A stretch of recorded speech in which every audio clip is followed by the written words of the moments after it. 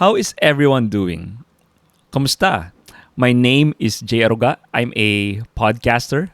I host a podcast entitled The J. Aruga Show. It's the first conservative podcast in the Philippines. Let me tell you the story of how my podcast came to be. It was the summer of 2019. I myself is a fan of podcast. I'm deeply into Dr. Jordan Peterson, Ben Shapiro, and the whole intellectual dark web during that time.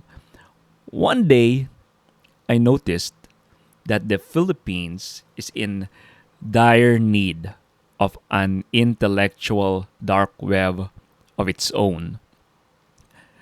I was watching how Dr. Jordan Peterson and Sam Harris discuss the existence of God, and they discussed it respectfully. And I said to myself, we need this kind of conversations in our country. So in 2019, we're in the middle of a senatorial election, and believe me, social media is not a place of respect during that time. Our president, Duterte, is very polarizing.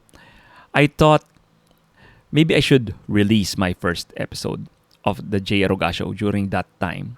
So it was April Fool's Day, April 1, 2019, when I released my first episode.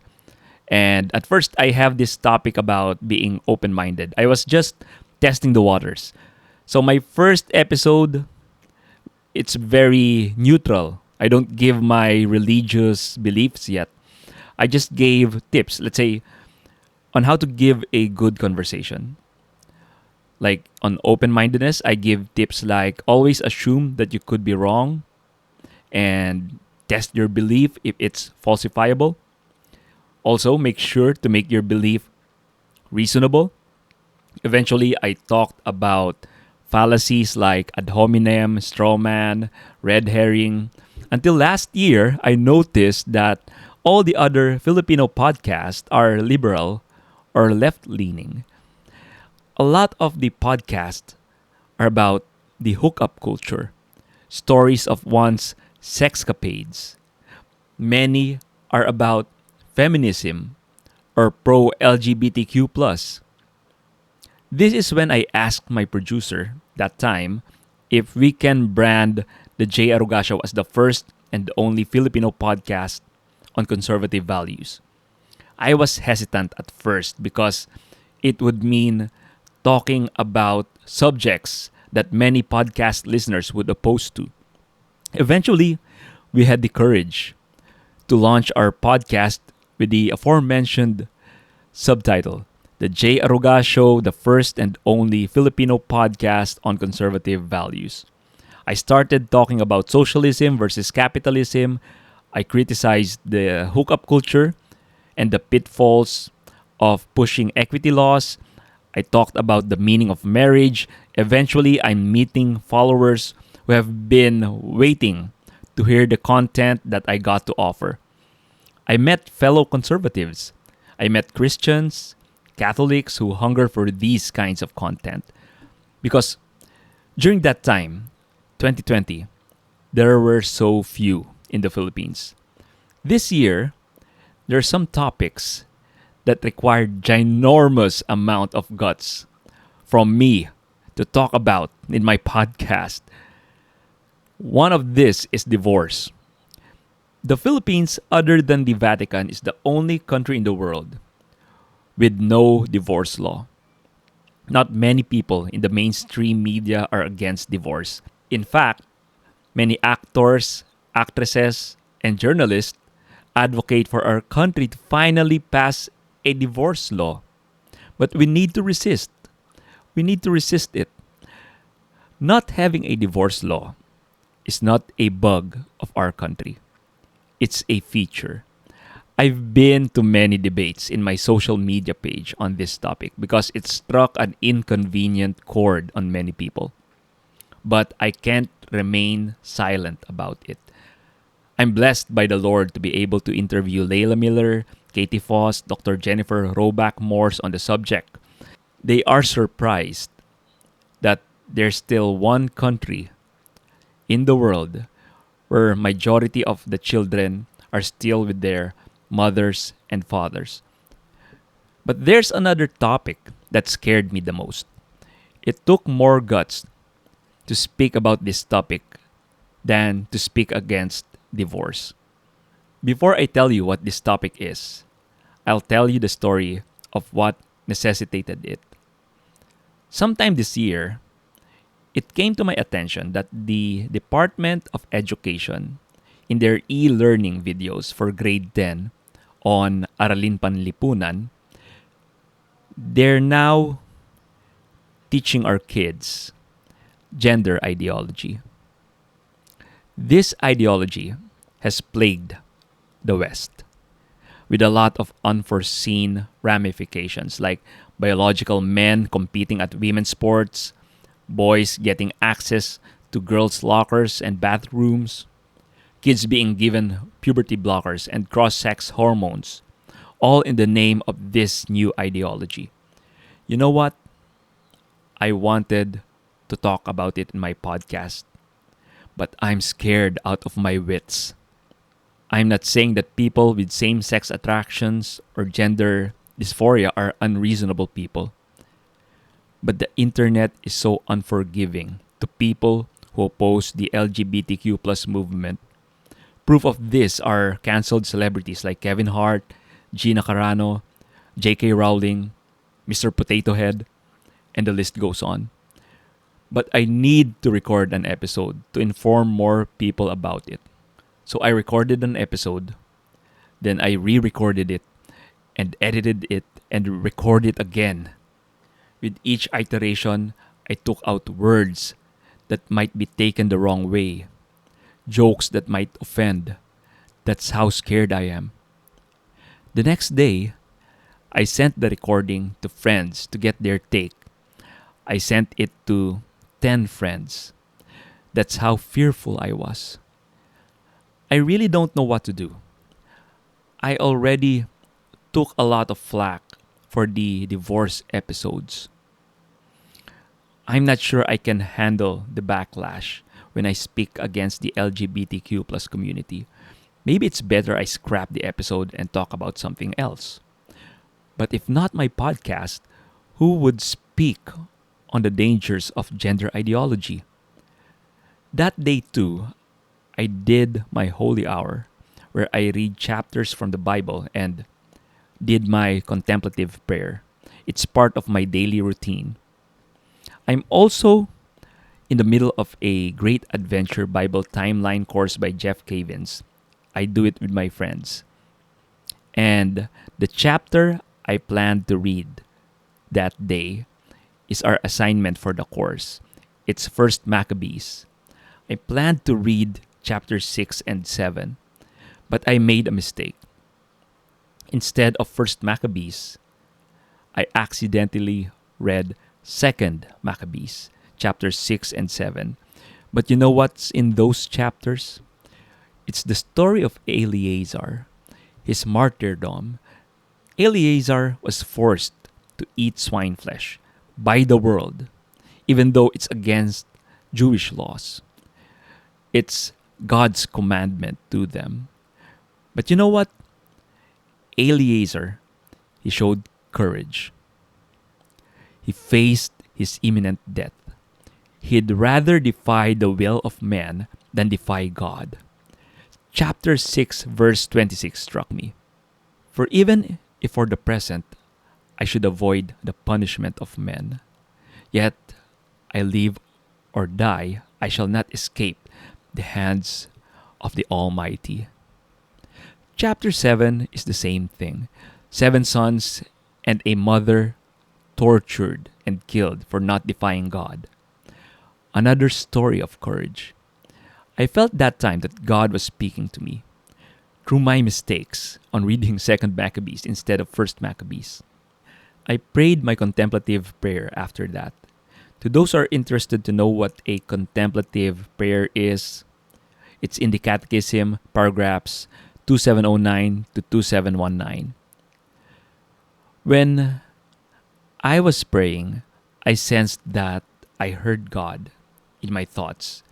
He said something, "Have compassion." Then I responded, "But Lord, haven't I been compassionate enough?" Then he said in my thoughts, "They are not your enemies. Sometimes, Jay, your brothers and sisters are being used. Do this not to prove a point, but out of love for them." That's when the scales fell down from my eyes. When God speaks in contemplative prayer, it goes against every inch of your will. It's counterintuitive of your feelings. It's something you would never have thought of, but it's 100% good. That's when you know it's from God. After that, I recorded the episode, and the latest one I released is the result of the prayers. The story is so profound that I feel like it's worth sharing. Lo and behold, my friend Jeric Defante from the Langas Speaks podcast, who's also part of the JCL conference, messaged me. He asked me if I can give a reflection for a daily reflection podcast called Deep. He gave me a list of available days, and guess what? The very first day I chose is May 8, 2021, and the gospel from that day is from John 15:18-21. Let me read it for you. If the world hates you, you must realize that it hated me before it hated you.